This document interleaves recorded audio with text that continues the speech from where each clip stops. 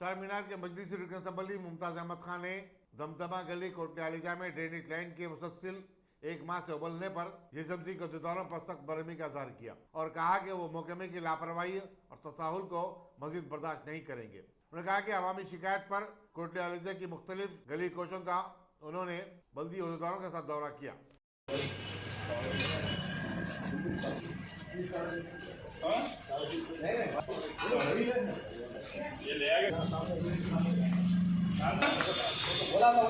सीढ़ियाँ आगे देखे बार भी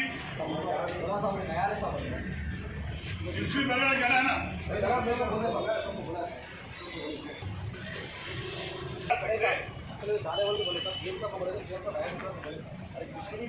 कितने दिन से बोल रहा हूँ मैं बोल रहा हूँ कितने दिन से 10-12 दिन से बोल रहा हूँ, 1 महीने से बोल रहा हूँ। मेरे को तुम्हारे ऑफिस को बुला के समझा दो तुम्हारे को।